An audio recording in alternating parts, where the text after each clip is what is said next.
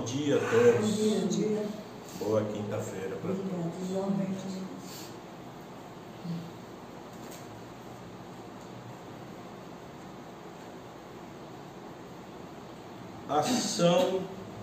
Ação do Jorei, publicado no livro Arte do Jorei, volume 2, editora Lux Orens, traduzido pelo reverendo Minoru Nakahashi. O Jorei elimina as nuvens do corpo espiritual e elas, por sua vez, constituem-se na causa fundamental dos sofrimentos da humanidade. Por outro lado, tendo por base a lei de que o espírito precede a matéria, ele também passa a acelerar qualquer tipo de ação purificadora, o que quer dizer que, ao queimar as máculas do espírito, o Jorei atinge as impurezas contidas na parte física correspondente do corpo. Então,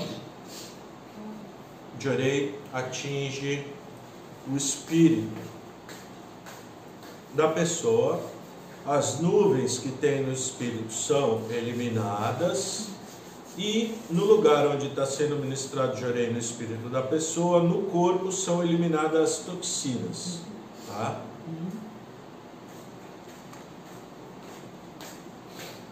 São essas impurezas que logo começam a ser eliminadas, e é dessa forma que os sofrimentos causados por doenças, infortúnios ou desgraças vão tendo fim. E uma vez que todos esses problemas tenham sido solucionados, daí então o ser humano passa a se sentir feliz. Então, felicidade depende primeiro da limpeza espiritual. Primeiro passo, limpar o espírito e o corpo físico também, ao mesmo tempo, né? Conforme vai limpando o espírito, vai limpando o corpo físico. Isso é o Jorei. Tem coisas que fazem com que a pessoa que está recebendo o Jorei tenha uma melhora rápida ou que não tenha melhora nenhuma, ou que tenha uma melhora parcial. O que é isso? A pessoa vem, recebe Jorei, está purificando alguma coisa, e fica como uma espécie de tratamento somente o Jorei. Essa pessoa rapidamente melhora. Ou, talvez nem tão rápido, mas mais rápido do que se estiver recebendo o Jorei, limpando e ao mesmo tempo sujando. Quando a pessoa usa artifícios para impedir a purificação, acaba sujando o espírito e o corpo físico também, se tomar medicamentos. E aí, limpa, suja, limpa, suja, limpa, suja, não melhora nunca, né? Melhora parcialmente.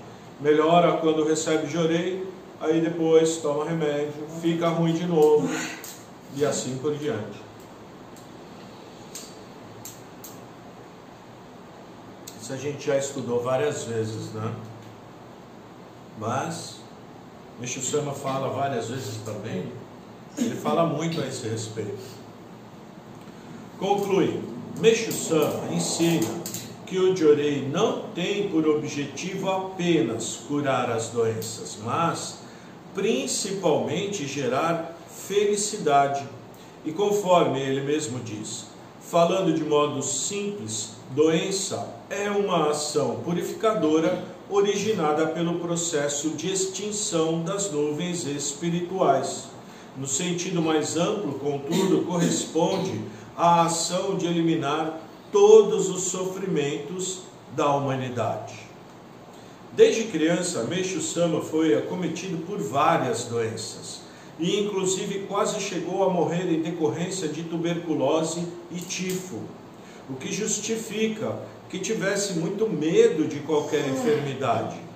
Em consequência disso, gradativamente foi então mudando o seu modo de pensar a respeito das doenças. E após ter ingressado na fé e recebido grande poder de Deus e profunda sabedoria, seus conceitos sobre doença deram uma guinada de 180 graus. E foi daí que compôs os seguintes salmos: é a doença uma forma de purificar a alma, por conseguinte, preciosa dádiva de Deus. O verdadeiro cordão de salvação consiste na arte de purificar homens que têm muitas máculas. Em seguida, o mestre passou então a se dedicar exclusivamente à salvação do mundo, e como qualquer outro ser vivente, chegou a enfrentar várias dificuldades, mas acabou por resolvê-las uma a uma. E a cada passo que dava, procurava firmemente encontrar o sentido verdadeiro da vida, o que acabou por levá-lo a entender que todas as experiências que chegou a acumular durante muitos anos, mais tarde lhe seriam essenciais para o trabalho de salvação da humanidade. Então, Meixo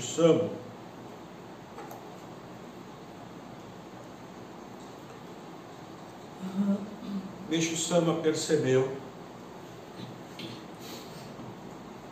que tudo que aconteceu, todo sofrimento, que não foi pouco, né? Doença, pobreza, problema emocional também, ficou viúvo novo, teve filho também, morreu, né? Bastante sofrimento passou como ser humano. Depois se elevou de uma maneira assim, e aí entendeu por que tudo aquilo, né? Ele tinha que conhecer a doença profundamente, tinha que conhecer o sofrimento humano profundamente, para poder saber o que estava falando, né? E se aproveitou disso, achou que então isso foi uma grande graça, não foi só um acaso, né? Ele levou isso como uma lição para poder ajudar as pessoas. Na nossa vida também acontece isso. Se a gente encarar o sofrimento só como uma coisa negativa, é perdido, né? Está perdido. Tem que aproveitar esses sofrimentos para crescer espiritualmente. O crescimento espiritual se dá muito por conta de sofrimentos que a gente passa. A vida da pessoa, quando está tudo muito bem, não está preocupado com nada, né? Está tudo bom. Mas quando a pessoa enfrenta problemas, a pessoa começa a pensar mais, começa a se ligar mais a Deus muitas vezes, recorrer finalmente, né, ao Criador como última opção. E com as experiências de ver que com Deus os nossos problemas são resolvidos muito mais facilmente, acaba com o tempo recorrendo primeiro a Deus. Primeira coisa que recorre é a Deus. Não é o último, né? O último. Primeiro Deus. Aí começa a perceber poder de Deus, força de Deus, experienciar e viver isso na própria vida. Não é como alguém falou que tem, então acredito ou não acredito. Você acreditar porque você vivenciou. Você acreditar no Jorei porque viu o resultado do Jorei.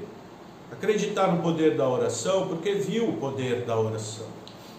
Acreditar na força do Kototama porque viu a força do Kototama. Acreditar na força da dedicação porque dedicou e viu o resultado na sua própria vida. Se a pessoa nunca tendo nenhum resultado em nada, Complicado, né?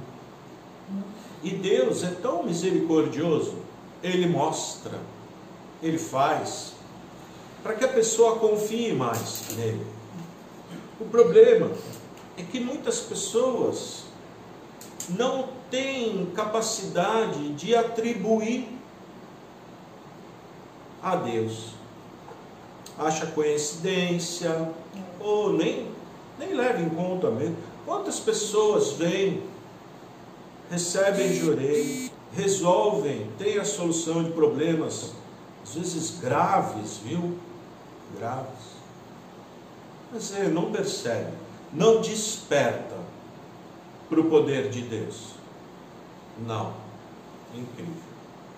Às vezes nem agradecer, não agradece.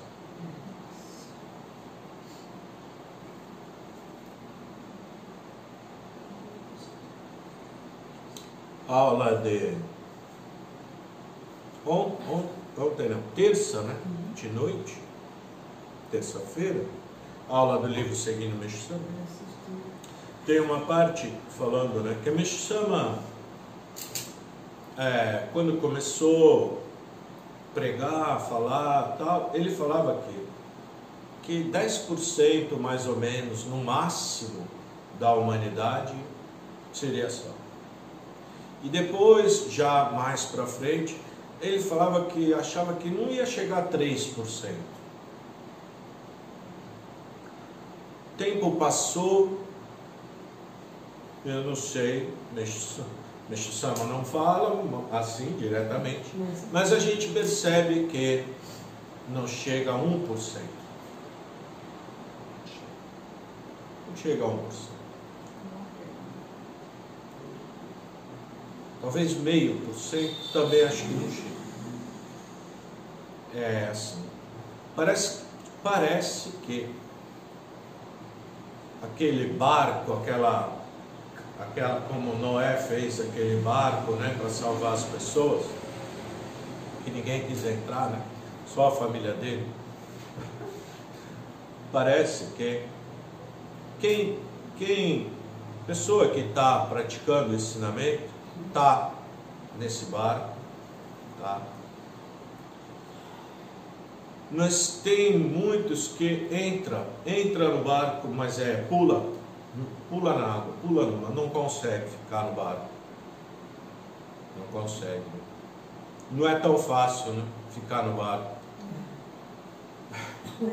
Aí acaba pulando. Então é bem pouco mesmo, a gente percebe, né?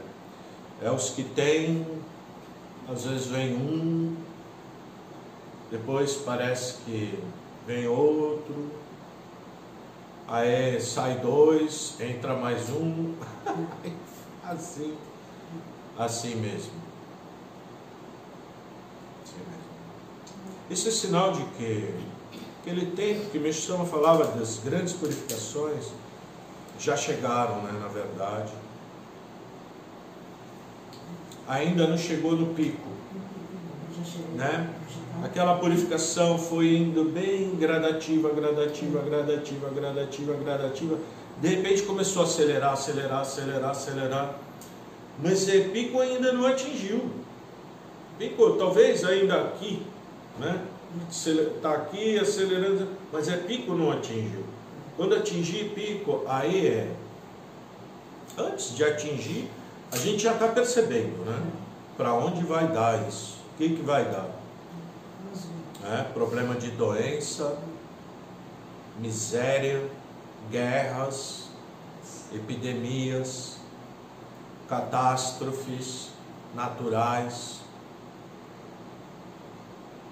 Assim mesmo.